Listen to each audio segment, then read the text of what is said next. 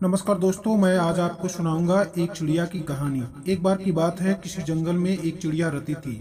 वह चिड़िया बहुत परेशान थी क्योंकि बारिश का मौसम शुरू होने वाला था। इसलिए उसने अपने बच्चों के लिए घोंसला बनाना था, जिसके लिए वह एक अच्छे पेड़ की तलाश कर रही थी। एक बार जब वह पेड़ की तलाश में जंगल से गुजर रही थी, तो उसे नदी के किनारे पर दो पेड़ दिखाई देते हैं। वह चिड़िया पहले पेड़ के पास जाती है और उसे कहती है, ये पेड़, तुम्हें पता है कि बारिश का मौसम शुरू होने वाला है, तो मैं अपने बच्चों के लिए तुम्हारी टहनियों पर घोंसला बना सकती हूँ।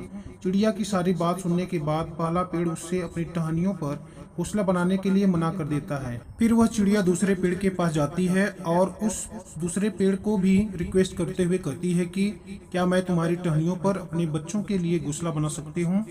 दूसरा पेड़ चिड़िया को घोंसला बनाने के लिए हाँ कह देता है।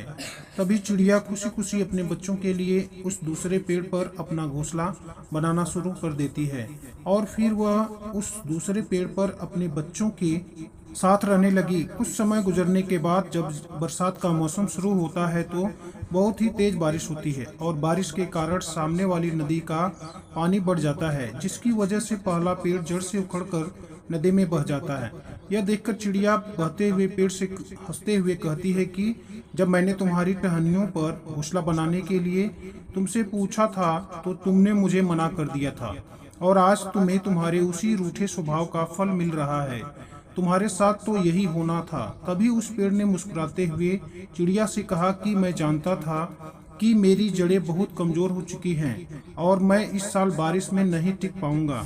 मैं तुम्हारे और तुम्हारे बच्चों की जान खतरे में नहीं डालना चाहता था, इसलिए मैंने तुम्हें उस दिन मना कर दिया था, और हो सके तो मना करने के लिए मुझे माफ कर देना। यह कहते हुए वह पेड़ नदी में बह गया। दोस्तों, इस कहानी से हमें यह सीख मिलती है कि किसी के इनकार को उसकी कठोरता मत समझिए। क्या पता कि उसके इस इनकार में आपका भला छुपा हो।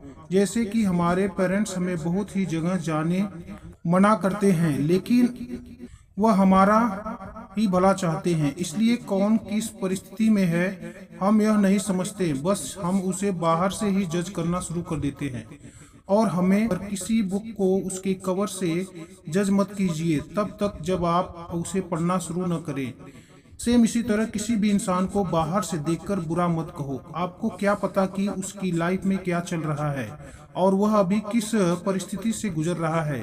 तो बहुत सी गलतफहमियां हो जाती हैं, जिसकी वजह से हम अपनी ज़िंदगी में अच्छे लोगों को खो देते हैं। तो अगर आप इस कहानी को और भी लोगों तक पहुंचाना चाहते हैं, तो हमारे इस वीडियो को लाइक, सब्सक्राइब और अपने मित्रों के साथ